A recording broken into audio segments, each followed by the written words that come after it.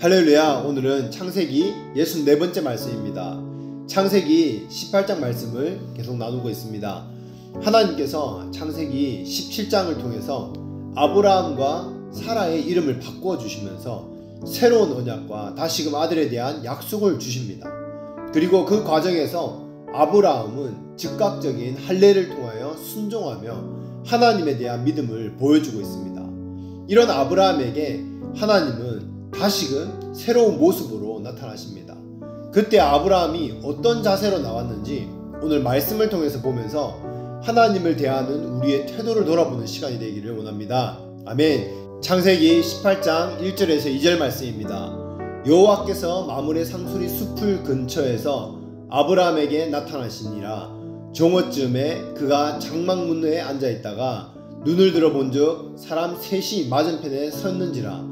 그가 그들을 보자 곧 장막문에서 달려나가 영접하여 몸을 땅에 굽혀. 아멘. 창세기 18장 1절에서 2절 말씀에 아브라함이 마므레 상수리 나무 근처에 있을 때에 날이 뜨거운 그 정오쯤에, 그리고 아브라함이 말씀대로 할례를 다 행하고 났을 때 하나님께서 아브라함에게 나타나셨습니다. 하나님이 아브라함에게 어떤 모습으로 나타나셨습니까? 평범한 세 사람의 모습으로 나타났습니다. 하나님이 평범한 사람의 모습으로 나타나신 것입니다. 우리가 하나님이 가까이 나타나셔도 잘 알지 못하는 이유가 바로 여기에 있습니다. 하나님이 엄청난 광채와 그 위엄의 모습으로 나타난다면 누구나 하나님을 알아보겠지만 하나님은 그렇게 잘 나타나지 않으십니다. 신약에서도 예수님이 이 땅의 말구유의 그 아기의 모습으로 나타났기 때문에 대부분의 사람들은 하나님이신 예수님을 알아보지 못했습니다. 그래서 어떤 사람만 알아봅니까? 마음으로 하나님을 경외하는 사람만 하나님을 알아보고 만나게 됩니다. 여러분, 하나님은 마음의 중심으로 만나는 분이지 외모로 만나는 분이 아닙니다. 누가 말구유의 예수님을 외모로 알아볼 수 있겠습니까? 중심으로, 그 영으로 알아볼 수 있는 것입니다. 하나님은 우리 주위의 여러 가지 모습으로 나타나십니다. 불과 구름과 사람의 모습으로 나타나십니다. 늙은 병든 자의 모습, 가난한 사람의 모습, 과부의 모습, 여러 가지 모습으로 나타나십니다. 만약에 늙은 거지의 모습으로 나타나셨는데 마음이 없으면 그런 사람을 어떻게 대합니까? 무시하고 본 척도 하지 않습니다. 그러나 하나님을 경외하는 사람은 긍휼히 여기는 마음으로 그 사람을 섬깁니다. 이 때문에 마음의 중심이 없으면 하나님을 만나지 못합니다. 예수님이 태어나고 8일 만에 아기의 모습으로 성전에 갔습니다. 그런데 아무도 못 알아보고 시므온과 안나, 이 두 사람만 알아봤습니다. 대부분의 사람은 예수님을 알아보지 못했습니다. 엄청난 모습이 아니시기 때문에 우리의 평범한 눈으로 알아볼 수가 없습니다. 그러면 아브라함에게 찾아온 세 사람을 대하는 그 아브라함의 자세는 어떻습니까? 창세기 18장 3절에서 8절입니다.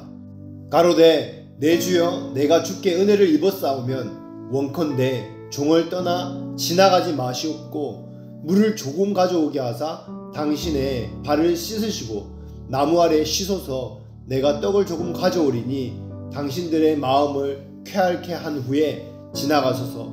당신들이 종에게 오셨음이니이다. 그들이 가로되 내 말대로 그리하라.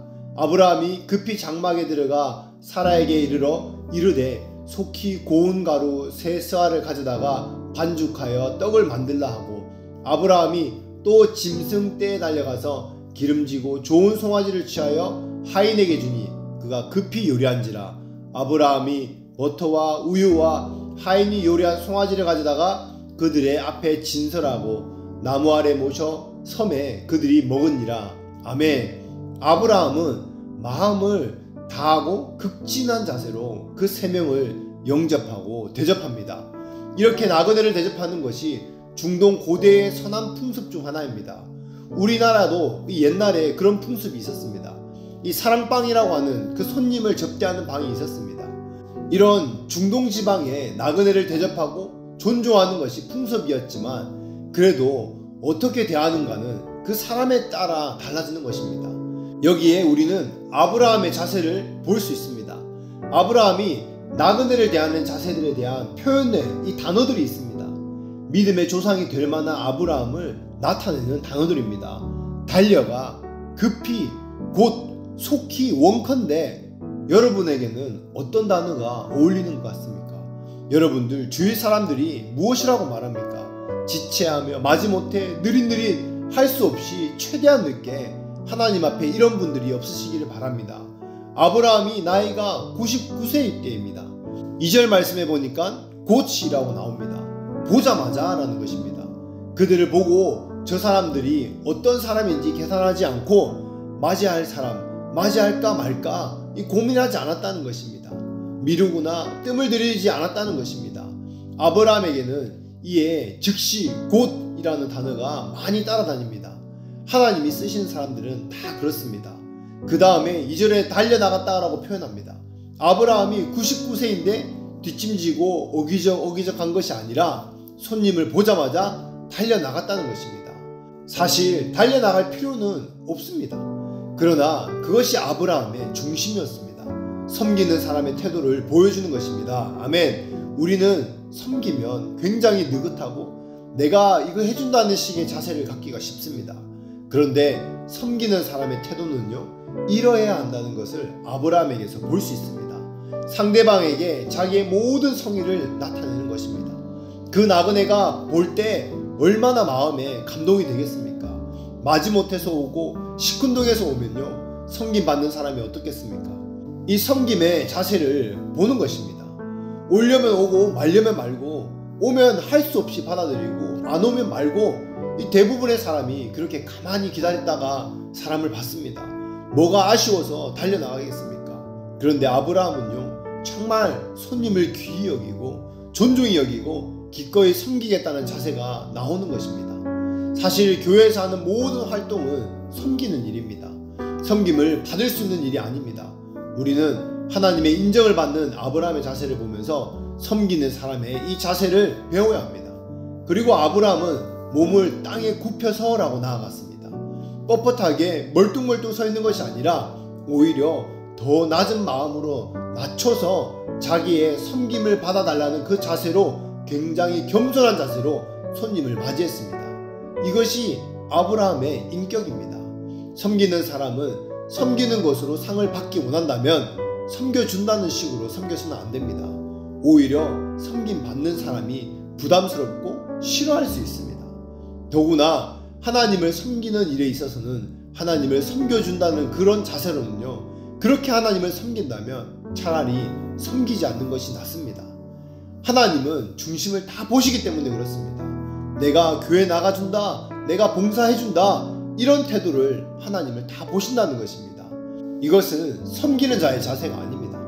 섬김 받는 사람의 입장에서 섬기는 것이 바로 섬김의 자세입니다. 아멘. 창세기 18장 3절에 내 주여라고 아브라함이 말합니다. 나그네를 존중하고 높이는 표현입니다. 아주 극진히 높여드리는 겸손한 표현입니다. 아브라함의 모습에서 일반적으로 겸손의 말이 나오고 있습니다. 그 다음에 아브라함은 원컨대라고 말합니다. 보통 나그네가 원컨대 하루만 묵어도 되겠습니까? 라고 이렇게 말합니다. 반대로, 그런데 아브라함은요, 오히려 섬기는 입장에서 원컨대 당신들이 나의 집에서 쉬고 먹고 그렇게 가시기를 원합니다 라고 말하는 것입니다. 이렇게 섬기는 사람이 이렇게 원하는 것은 어렵습니다. 자존심이 센 사람은요, 이렇게 하기가 더 어렵습니다. 베풀어 준다는 식으로 섬기는 사람에게는 섬김을 받으려면 섬김을 받고도 기분이 찝찝한 것입니다. 그리고 6절에는 급히, 속히라는 말이 나옵니다. 이 말은 섬기는데 최선을 다하고 섬기는 것을 기뻐한다는 것입니다. 7절에도요, 처음 맞이할 때 달려갔지만 짐승을 잡기 위해서도 천천히가 아니라 급히 달려가서 기뻐서 어쩔 줄 모르는 그런 섬기는 것을 기뻐하며 달려가서 손님을 기다리지 않도록, 배고프지 않도록 급히 요리를 가지고 왔다는 것입니다. 맛있는 것을 대접하고자 하는 그런 마음이 있는 것입니다. 8절에는요, 모셨음에라고 기록합니다. 맛있는 음식을 같이 먹고 있는 것이 아니라 잘 접해드리고 잘 대접해드리고 자기는 웨이터처럼 서서 시중을 들기 위해 기다리고 있는 것입니다. 이것이 섬기는 자의 모습입니다. 이것이 아브라함의 이 섬기는 자세였습니다. 그리고 두 번째로 아브라함의 섬기는 방법은 자기에게 있는 최고의 좋은 것으로 섬기고 있습니다. 이것이 섬기는 자의 가장 아름다운 모습입니다. 우리도 섬겨도 자기는 손해보지 않으려고 섬기려고 합니다. 그리고 섬기려 하는 사람은 그 다음에 좋은 것이나 나쁜 것으로 섬기려고 합니다. 아브라함은요, 자기에게 있는 제일 좋은 것으로 섬기고 있습니다. 또 처음부터 보면 4절에 발 씻을 물을 줍니다. 지금 이 지역은요, 마므레 상수리 나무 아래 이 광야 지역입니다. 광야에서 물은 매우 귀합니다. 그래서 여기 중동에서 발을 씻을 수 있을 정도의 물은요, 굉장히 귀한 손님에게 대우할 때 줄 수 있는 것입니다. 그 다음에 나무 아래서 쉬게 했습니다. 손님 입장에서 편안하게, 섬김받는 사람의 이 편안하게 대해주었습니다. 6절에도요, 사라에게 고운 가루를 꺼내서 와서 고운 가루를 가지고 맛있는 음식, 최상품의 그 고운 가루로 음식을 하라는 것입니다. 그렇게 반죽해서 떡을 만들었습니다. 정식으로 정성을 다해서 맛있는 음식을 그냥 대충 섬기지 않고 최상품의 음식으로 손님을 대접했습니다. 그 다음에는 기름지고 좋은 송아지를 잡았습니다. 자기가 그 좋은 것을 먹을 수 있음에도 불구하고 그 손님에게 가장 좋은 것, 살찐 송아지를 대접하는 것입니다. 이런 아브라함의 모습을 누가 보신 것입니까? 하나님이 다 보고 계신 것입니다. 우리가 알지 못하는 사이에 하나님께서는요, 이 모든 것을 다 확인하고 계신다는 것입니다. 일상의 삶 속에서 우리의 중심이 다 드러나게 되어 있습니다. 아브라함이 그냥 믿음의 조상이 된 것 같지만, 실수도 많이 했지만 아브라함의 중심이 이런 곳에서 나타나는 것입니다. 즉시 할례를 행하고 또 손님을 대할 때 즉시 최상의 것으로 준비했습니다. 이것을 하나님이 보시고 다 카운트하신 것입니다. 이런 아브라함의 중심을 보기 위해서 하나님은 사람의 모습으로 아브라함을 찾아오셨습니다. 목적을 가지고 찾아오신 것입니다. 그냥 가장에서 거짓으로 할 수 있는 것이 아닙니다. 가장에서 하는 사람은 하나님의 모습으로 나타났을 때 그렇게 할 수 있을지 모르지만, 사람의 모습으로 나타났을 때는 그렇게 하지 못합니다. 아브라함은 평소 인격 그대로, 그의 삶 그대로 한 것입니다. 그래서 우리가 인격이 언제 드러납니까? 바로 이런 사건을 만났을 때 그 인격이 드러납니다. 그래서 평소에 훈련이 되어 있어야만 이런 행동이 나오고 이것을 통해서 하나님께 인정을 받을 수 있는 것입니다. 그래서 성경은 어떤 일을 할 때에도 하나님께 하듯 하고 하나님이 공급하시는 곳으로 하듯 하라라고 말씀합니다. 하나님이 우리의 삶의 중심을 다 보고 계시기 때문에 그렇습니다. 히브리서 3장 2절 말씀입니다. 손님 대접하기를 잊지 말라. 이로써 부지 중에 천사들을 대접한 일이 있었느니라. 아멘. 부지 중에 라는 말이 나옵니다. 부지 중에란 말이 중요합니다. 꼭 명분이 있는데 물불 안 가리고 헌신하는 사람들이 있습니다. 하나님 편에서는요, 정말 속보이는 행동일 것입니다. 그래서 하나님은 그런 드러나는 모습으로 나타나지 않으십니다. 마태복음 25장에 양과 염소의 비유를 말씀하실 때에도 예수님은요, 어떤 모습으로 그 사람에게 나타나십니까? 굶주리고 헐벗은 모습, 병든 모습, 감옥에 갇힌 모습으로 나타나십니다. 누가 그런 사람을 예수님이라고 생각하겠습니까? 그런데 양과 염소는 그런 것으로 나누어지는 것입니다. 내가 병들었을 때 돌봤고, 벗었을 때 나에게 입혔고, 목마를 때 마시게 했고, 갇혔을 때 찾아왔다. 그때 내가 언제 그랬습니까? 라고 말합니다. 이렇게 주님인지 알고 행한 것이 아닙니다. 주님인 것을 알고 행했다면 사실 누가 못하겠습니까? 주님인 것을 알고 행한 것이 아닙니다. 일상 그 삶 가운데 나의 인격이 그렇게 하다 보니까 그것이 주님이었다는 말입니다. 속지 말기 바랍니다. 종교인들은요, 명분을 따라 신앙을 생활합니다. 이것은 정말 야근 신앙이고 사단에게 속고 있는 것입니다. 세상에서는 이런 처세술이나 약은 꽤나 통할지 모르겠지만 하나님 앞에서는 이것이 통하지 않습니다. 속고 있는 것입니다. 마귀는 거짓의 아비고 속이는 자이기 때문에 세상에서는 속이는 것이 통합니다. 눈 가리고 아웅한다, 가식한다 이 말입니다. 그러나 하나님은 진리이시고 거짓이 없으신 분이십니다. 하나님 앞에서 세상에 하는 버릇대로 하면 안 됩니다. 그러면 하나님의 진노가 그 가운데 사람에게 나타날 수 있다는 것입니다. 정말 우리가 하나님을 인정하는 신앙으로 산다면, 하나님이 세운 그 교회 가운데 함께하기 원한다면 하나님이 원하는 그 기준대로, 그 법대로 살아야 하는 것입니다. 우리의 명철을 의지하지 말기 바랍니다. 세상에서는 그것이 통하지만 하나님께는 통하지 않습니다. 그것이 오히려 스스로를 묶고 넘어지게 만들 수 있는 것입니다. 아멘. 말씀을 맺겠습니다. 하나님께서 세상 사람의 모습으로 아브라함 앞에 나타났을 때 아브라함이 나그네를 섬기고 대접하는 모습은 그의 일상생활이었고 그의 중심이었습니다. 이미 삶 가운데에 그 자리 잡은 그 훈련된 그의 섬김의 자세와 태도를 하나님께서 기뻐 받으시고 흡족해 하셨다는 것입니다. 오늘 우리는 어떻습니까? 하나님을 섬기는 나의 자세와 태도, 그리고 나의 신앙은 어떻습니까? 주변 사람들에게 대하는 나의 모습은 어떻습니까?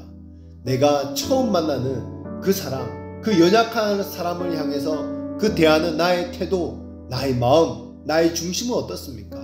아브라함의 섬기는 자세와 태도가 우리의 모습이 되기를 원합니다. 하나님이 우리에게 누구를 대하든 내게 하듯 하라 라고 말씀합니다. 보여지는 것으로, 들리는 소리로 사람을 판단하고 정죄하며 사람에 따라 달라지는 나의 태도가 아니라 주님께 하듯 돌아보고 섬기며 하나님의 마음으로 서는 여러분 되시기를 축복합니다. 아브라함과 같이 달려가 급히 속히 곧 섬기며 나아갈 때에 우리 가운데 하나님이 머무시고 기뻐하시며 주님의 뜻을 감당하는 하나님의 사람으로 세워질 줄 믿습니다.